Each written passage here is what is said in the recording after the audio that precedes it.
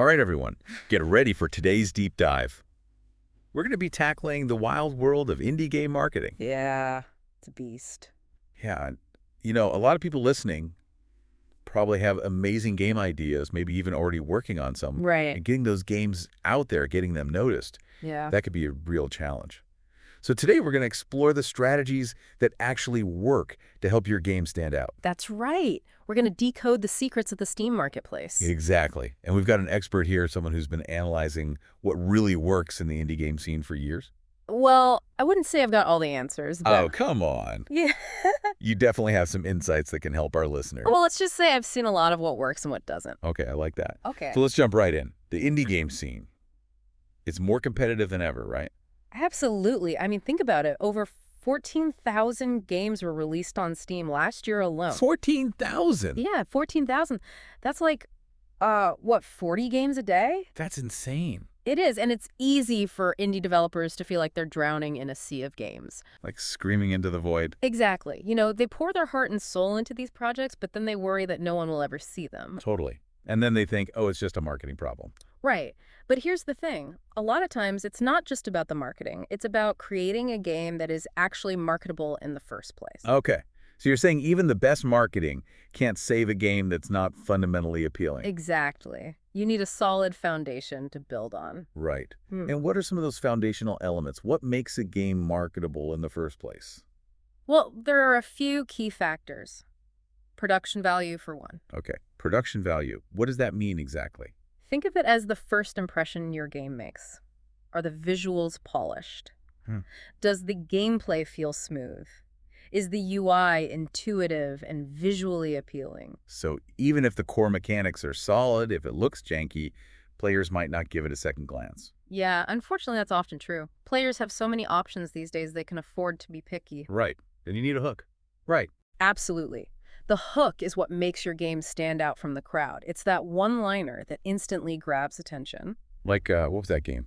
Choo Choo Charles. Exactly. Choo Choo Charles. Let's see. That demonic spider train. It's so outlandish, so memorable, it creates a hook that pulls players in. Okay, so you need that unique element, something that sparks curiosity. Right. And this ties into another crucial factor, understanding genre trends. So it's not enough to just make a game you love. You need to see if there's actually an audience for it. Exactly. Passion is essential, but it needs to be balanced with a realistic understanding of the market. I see. So tools like SteamDB can be really helpful here. Incredibly. They show you which genres are thriving, which ones are oversaturated. It's all there. So let's say someone's passionate about puzzle platformers. Should they just abandon that dream if the data suggests it's a crowded market? Not necessarily, but they need to approach it with a critical eye. Okay, so like what can I bring to this genre that's truly fresh? Right. How can I make my game stand out from the hundreds of others? If you can answer those questions convincingly, then go for it. Got it. But if you're struggling to find that unique angle, it might be worth exploring other genres. Yeah, exactly. Now, even if you have a brilliant hook and you're riding a hot genre wave, there's another factor that can make or break your success. Competitive quality. Exactly. Yeah. You're asking players to spend their hard-earned money on your game. Right. So your game needs to be at least as good as, if not better than, the other games in its price range. You're competing in a marketplace. Right. And players can tell if a game feels rushed or unpolished. So we've got production value, a strong hook genre awareness, and competitive quality. That's a lot to juggle. It is, but mastering these fundamentals sets the stage for everything that comes next. Building wish lists, engaging with content creators, and navigating the world of Steam festivals. Okay, so that's where things get really interesting. Let's talk about wish lists first. Yeah. Why are they so important? Wish lists are like gold on Steam. They're not just a measure of player interest. They're a signal to Valve's algorithm that your game is worth paying attention to. So the more wish lists you have, the more visibility you get. Exactly. It's a snowball effect. Wow. So even before a single sale, wish lists are already working for you. Precisely. They're a measure of potential, of anticipation, and there are a few strategies you can employ to build those wish lists effectively. Okay. Like what? One approach is starting early. Don't wait until your game is nearly finished to start building hype. So as soon as you have a clear concept, a genre, a visual style. Get that Steam page up. Start sharing teasers. Get people talking. Build momentum gradually. Exactly. Early engagement is key. Got it. Now, what about content creators? Those streamers and YouTubers with massive audiences. Ah, yes. Platforms like Twitch and YouTube can be incredible launch pads, but you need to approach them strategically. Okay, so not just spamming every content creator you can find. No. Do your research. Find the creators who cover games in your genre. Right. The ones whose audience aligns with your target demographic. Exactly. And when you reach out, personalize your message. Show them why you think they would be interested in your game. Make it genuine. Exactly. Yeah. And then give them something they can sink their teeth into. A demo. Yes, a polished demo that showcases the core mechanics, the unique, features the visual flair of your game. Make it shine. Right. And Yeah. don't be afraid to offer guidance. Suggest challenges or gameplay loops that would translate well to video format. Be collaborative. Exactly. Yeah. And if you're lucky, you might even catch the attention of a larger audience through those playthroughs. It's all about building those connections. Right. Letting your game speak for itself. Now, speaking of opportunities, we need to talk about Steam Festival. Oh, yes, Steam festivals. Yeah. Those can be a bit of a whirlwind. They can be a double-edged sword. Yeah, how so? They offer incredible exposure, a chance to get your game in front of thousands of potential players, but they're also incredibly competitive. And if you're not prepared? It can be overwhelming and even counterproductive. Okay, so how do you approach them strategically? Don't treat them as a last-minute marketing Hail Mary. So don't scramble to get a demo ready just because a festival's coming up. Exactly. Integrate them into your overall marketing plan. I see. So use them to amplify your existing efforts. Right. And make sure your game is actually ready for that level of exposure. You don't want to put out a buggy, unpolished demo. No. It can do more harm than good. Right. So quality over speed. Absolutely. And speaking of demos, let's talk about validation. Validation. Before you even release a demo. Exactly. You need to get a sense of whether your idea actually resonates with players. Okay. So how do you do that without revealing too much too soon? Social media can be a valuable testing ground. Like share some concept art or a gameplay gift. Exactly. See what kind of reactions you get. Gauge the initial interest. Right. But be aware that early visual feedback can be misleading. How so? People tend to react more strongly to aesthetics than to underlying mechanics. So don't base your entire game's direction on a handful of likes and comments. Exactly. The real validation comes when players can actually get their hands on the game. Play a demo. Exactly. Experience the mechanics, feel the flow of the gameplay. So demo is like the ultimate proof of concept. Exactly. And even if you get some negative feedback on your demo, don't despair. Treat it as an opportunity to refine the game. Exactly. Smooth out those rough edges and create a truly polished experience. So turn those critiques into fuel for improvement. Exactly. Because ultimately the goal is to create a game that not only captivates players but also stands out in the crowded marketplace. And that's what this deep dive is all about. Empowering indie developers with the knowledge and strategies they need to succeed. Absolutely. We want to help you navigate this exciting but often daunting world. And we're just getting started. There's so much more to explore. Stay tuned. Before we move on from validation, there's something I wanted to mention. Oh, okay. What's that? It's about the fear of a game being too niche. A lot of developers worry their game won't appeal to enough players. Right, that makes sense. Yeah. Especially when you see those big blockbuster games. They're everywhere. Yeah, but here's the thing. A niche audience, it can be really valuable. Oh, interesting. How so? If you have a dedicated group of players who truly love your game, they become your advocates. I see. So instead of trying to please everyone, Yeah. you focus on those who really connect with your vision. Exactly. They'll spread the word, they'll leave those amazing reviews, and recommend your game to friends. That's powerful. It's like that organic word-of-mouth marketing. It's priceless. And speaking of finding your tribe, let's talk about genres. Okay, what genres are you excited about these days? Well, one genre that gets overlooked sometimes is idle games. Idle games. Those games where you just watch numbers go up. I Yeah. have to admit, I don't really get them. I get it. But well-designed idle games, they have a surprising depth. They tap into that feeling of progression. Okay. Can you give me some examples of successful idle games? Microcivilization, Loy Beats, Chillquarium is a good one. Okay, I might check those out. And you know what? Even if you're aiming to make a larger game, there are lessons to learn from idle games. Like what? Balancing those progression curves, designing upgrade systems, and creating that feedback loop. So those principles can be applied to other genres. Absolutely.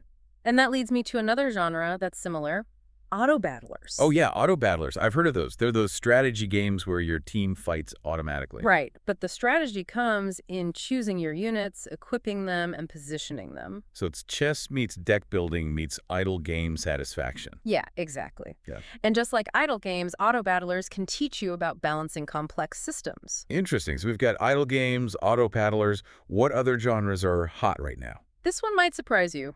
Horror games. They do incredibly well on Steam. Really? I always thought horror games were a tough genre to break into. You'd need that special talent for scaring people. That's a misconception. You don't need a huge budget or a team of horror experts. Sometimes a fresh perspective and a passion for the genre is enough. So how would a developer who doesn't naturally gravitate toward horror approach this genre? I'd say study the masters. Yeah. Watch those classic horror films, play those acclaimed horror games. Pay attention to the atmosphere, the sound design, the lighting. It's like learning the language of fear. Exactly. Right. And once you understand the fundamentals, you can experiment and find your own voice. Okay, I'm warming up to the idea. It seems like there's a lot of potential in horror. And, horror games often work best on a smaller scale. You don't need a huge open world. A tight, focused experience can be very effective. Less is more. Keep it tight, keep it tense, and let the atmosphere do the work. Oh, and there's one more genre I want to highlight. It's relatively new, but has a lot of promise. I call them stacking games. Stacking games, what are those? Think Stacklands or Cultist Simulator. Mhm. They're about manipulating cards or tiles or objects. Okay. The way you stack things determines actions, combinations, build structures. It's all about experimentation and unexpected outcomes. It's like a digital board game with a deeper level of complexity. Yeah, exactly. And you can apply this to a ton of themes and mechanics. Building cities, exploring dungeons, even crafting stories. So we've got idle games, auto battlers, horror games, and stacking games. A pretty diverse selection, each with their own opportunities. Now, can we circle back to Steam festivals? Sure, those events that can make or break a game's launch. Right. I wanted to talk about strategy. How can a developer approach those festivals without getting overwhelmed? Good question. First, don't treat them as a last resort. Don't just throw a demo together last minute. So don't scramble just because a festival's on the horizon. Right. Think of the festivals as part of your bigger marketing plan. So build those wish lists, connect with content creators, and use the festival to boost that momentum. Exactly. And when you do participate, make sure your game is truly festival ready. What does that mean, festival ready? It means having a demo that truly shines, shows off your core gameplay loop in an engaging way. A demo that represents the best of your game. Exactly. Your Steam page should be top-notch too, and have a plan for promoting your game during the festival. Engage with players. Make the most of it. So it's like a mini marketing blitz, all crammed into those few days. You got it. And like any good marketing, it needs preparation, strategy, and clear goals. Okay, so let's break that down. What are some specific things a developer can do to stand out during a Steam festival? Social media is huge. Use Twitter, TikTok, Facebook, whatever you've got to spread the word about your game. Share screenshots, GIFs, behind-the-scenes stuff. Generate excitement, build anticipation. Right. Get creative, run contests, do Q&A sessions, anything to get people talking about your game. So it's not just broadcasting, it's interaction. It's about building relationships. And speaking of relationships, reach out to those content creators who play games in your genre. Let them know you're in the festival. A popular streamer playing your game can make a big difference. Absolutely. They can introduce you to a whole new audience, and those wish lists will go through the roof. Speaking of wish lists, what are some tips for getting those? Make it easy for people to wish list your game. A clear call to action on your Steam page, in your social media posts, during your live streams. Remind people why they should be excited about your game. Exactly. And if you're running a live stream, make it fun. Interact with your viewers, answer questions, make them feel like they're part of something special. So it's social media, content creators, wish lists, live streams, all working together during that festival window. It's a symphony of marketing. Yeah. And don't forget to track your progress. See what's working, what's not, and adapt as you go. Use the data to make smart decisions. Exactly. Now, with all these tactics, there's one thing I want to emphasize. Okay, I'm listening.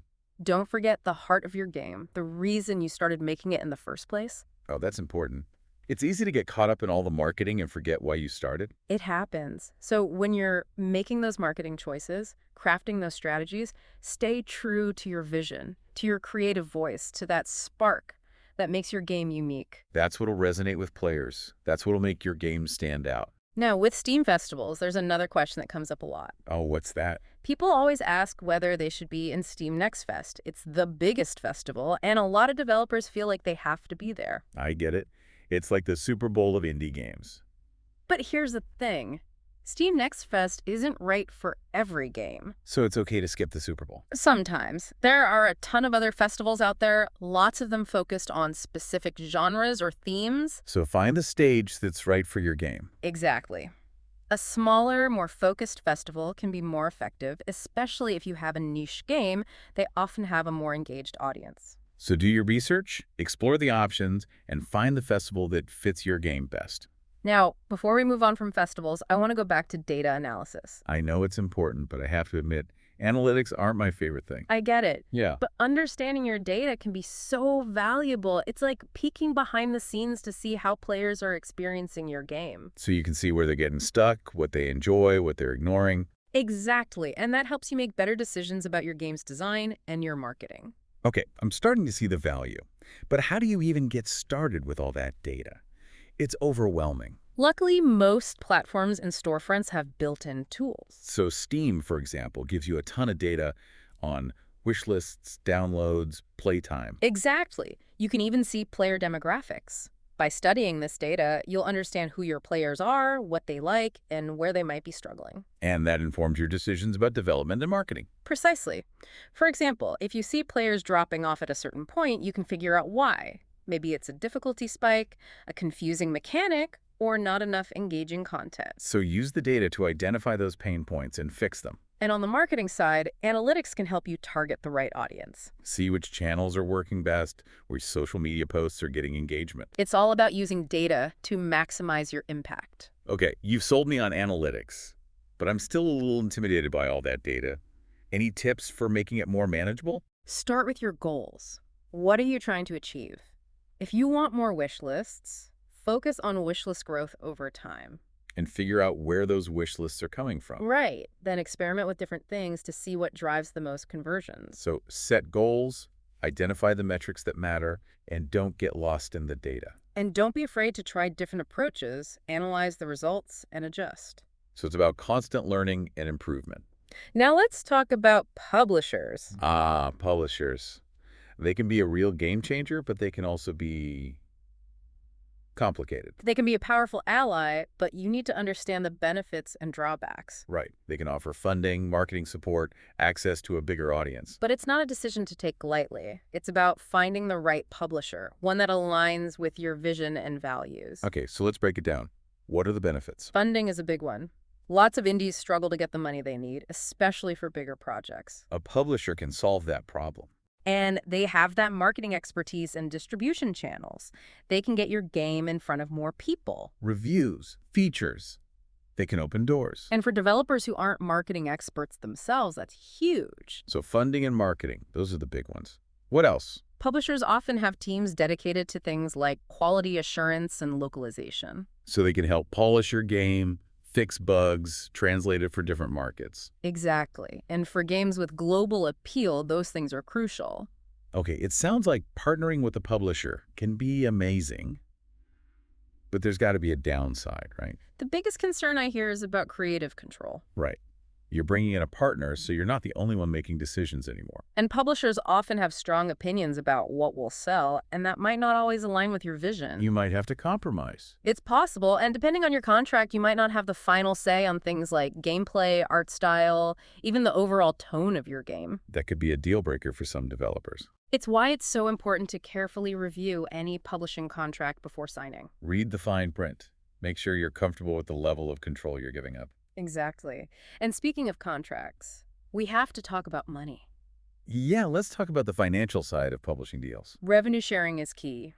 Publishers usually take a percentage of your game's sales in exchange for their services. And that percentage can vary a lot.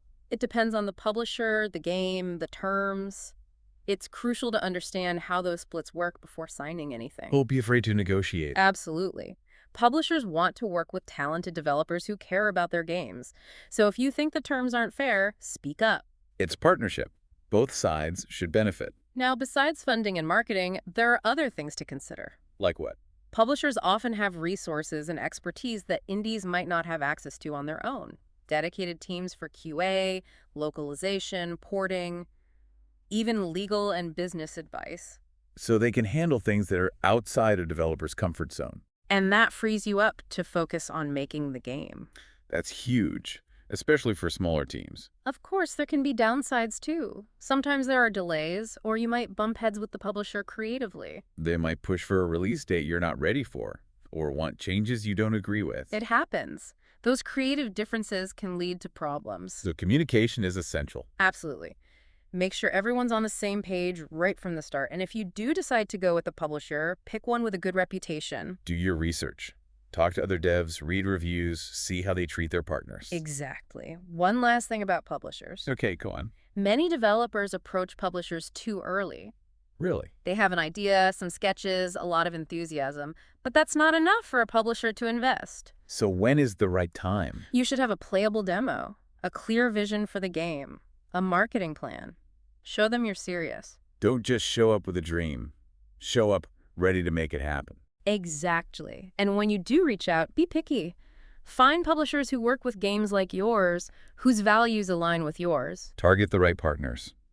Now, I think this is a good place to take a breath. We've covered Steam festivals, data analysis, and working with publishers. A lot to think about. We'll continue in the final part, where we'll delve into some more advanced marketing strategies and inspiring success stories. Can't wait. Mm. All right, welcome back, everyone. I hope you've got your notepads ready because we're diving into the final part of our indie game marketing deep dive. And we're going to kick things off by talking about one of the most powerful yet often underestimated aspects of marketing. What's that? Community building. Community building. It's funny, I hear a lot of developers say, oh, I wish I had time for community building. Or, Yeah. I don't even know where to start. Right. But you're saying it's not just a nice to have. It's essential. Absolutely. Think about it in a sea of games all competing for attention. Yeah. A passionate community can be your secret weapon.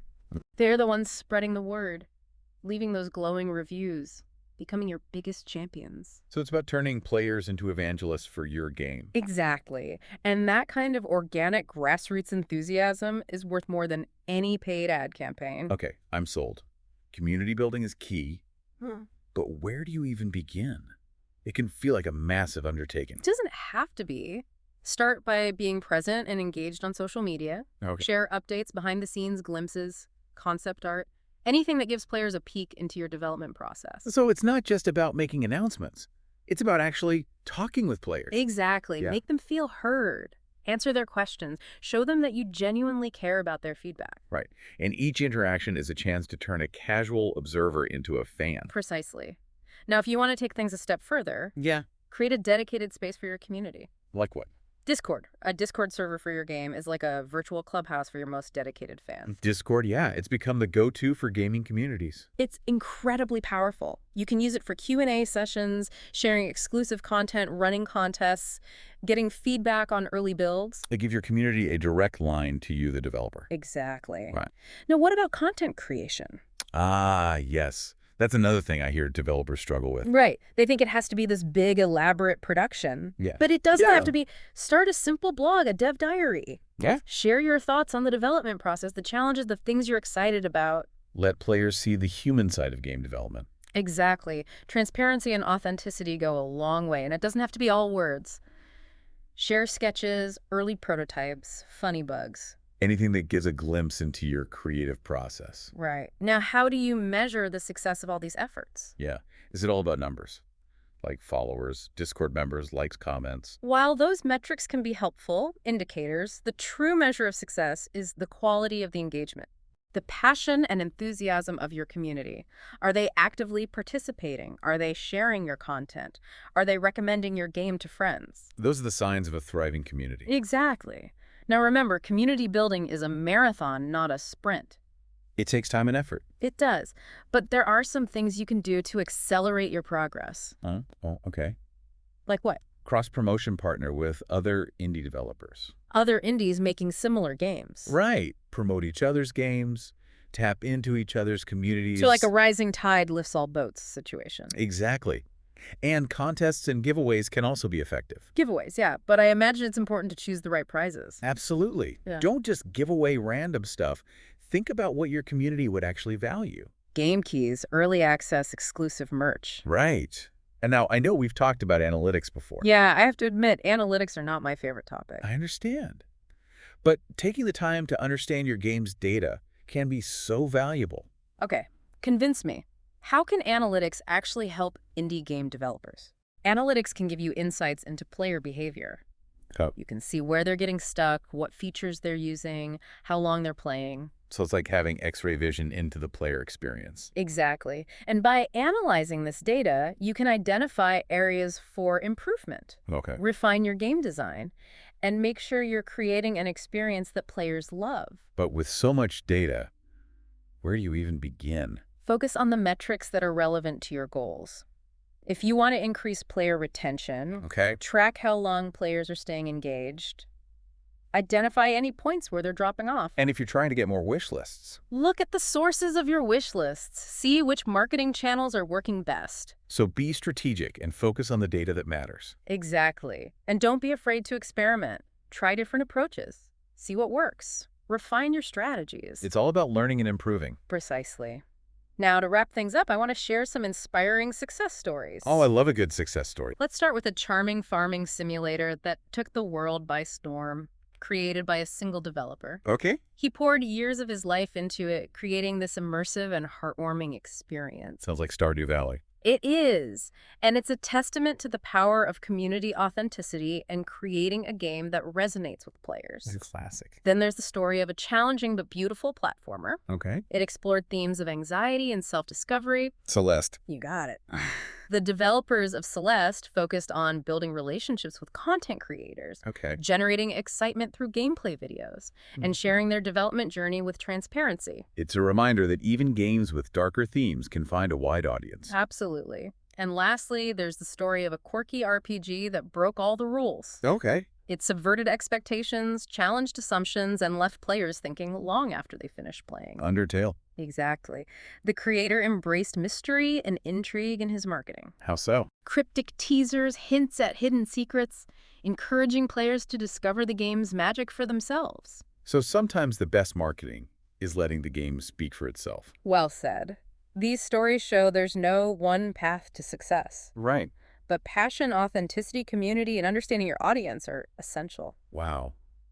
This has been an amazing journey. We've covered so much. Yeah. From creating a marketable game to building a community to using data. It's all connected. I feel like I've learned so much. And remember, indie game marketing is always changing, but those core principles remain the same. Create a great game, connect with your audience, and never stop learning. To all the indie developers out there, keep chasing your dreams. Keep pushing boundaries. And keep sharing your passion with the world. Your next masterpiece could be just around the corner.